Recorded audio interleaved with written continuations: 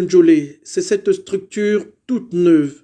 Le projet livré ce jour par le président de la République est le fruit de la responsabilité sociétale des entreprises qu'il soutient de tous ses voeux dans cette belle ville. Les populations de Njolé attendaient le chef de l'État depuis fort longtemps. Maintenant qu'il est venu parmi ces populations, elles ne peuvent qu'être très contentes. Le chef de l'État est venu à Njolé avec des dons. Il a donné un plateau sportif à tous les jeunes de la commune et il a offert un nouveau marché à toutes les femmes commerçantes. Cela va permettre tout justement d'améliorer leur autonomisation et les rendre indépendantes. Donc vous voyez qu'on ne peut être qu'heureux avec ces deux cadeaux que le chef de l'État a eu à faire à la population njoléenne. L'aboutissement de cet investissement consacre l'engagement constant du président de la République pour l'autonomisation des femmes et le développement de la ville de Njolé. C'est un événement énorme et un événement que nous souhaitions depuis très longtemps.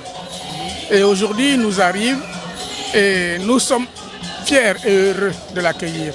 C'est une joie partagée. Nous les cadres, les jeunes, les vieux et tout, nous sommes vraiment contents de cette arrivée. Parce que ça fait longtemps que nous avons reçu le président de la République à Njolé dans le département d'Abanga-Biyé. C'est une joie immense. Quand il arrive chez nous, ça fait de la joie. Oui, en tant que notable, en tant que chef, bon, c'est de la joie. Sur l'esplanade de la mairie où il s'est ensuite rendu, le leader du Gabon a échangé avec la notabilité locale. Cette rencontre de proximité était donc l'occasion d'un échange franc, direct et fructueux avec les populations autour des questions de développement de cette localité. Sur la question de la route, qui est une question fondamentale et qui tient à cœur le chef de l'État, le ministre des Travaux publics a déjà signé des marchés pour la réhabilitation du tronçon entre Bifoun et Njolé. Il est également prévu la construction d'un second pont au niveau de Ebel-Abanga parce que celui qui est là pose problème, il est beaucoup sollicité et il vaut mieux anticiper. Et le chef de l'État demandait qu'un second pont soit construit. Et là aussi, une entreprise matière, on a signé également une convention portant sur ce deuxième pont.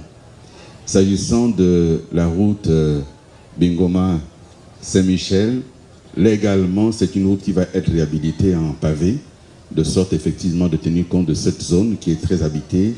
Et c'est une route qui effectivement va permettre de désengorger ce quartier important de la ville de Njolé.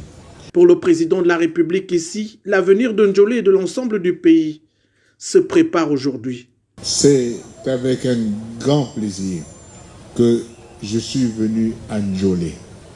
Je voulais voir Njolé. Et j'ai vu Njolé. Et je vois que les habitants de Njolé vont quand même bien. Et je tiens à vous dire que là, pour ça, nous allons mettre tout le monde au travail. Tout le monde. Et encore, vous savez, nous travaillons pour qui? Pour la jeunesse. La jeunesse, elle monte, elle pousse. Et les enfants, nous travaillons pour eux. Et nous allons leur laisser quelque chose.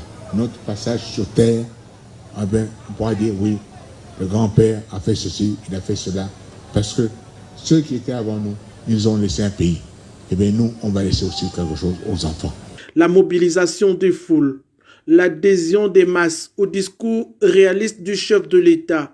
L'étape de Njolé aujourd'hui confirme un fait, la popularité du président de la République qui demeure intacte dans le cœur des populations.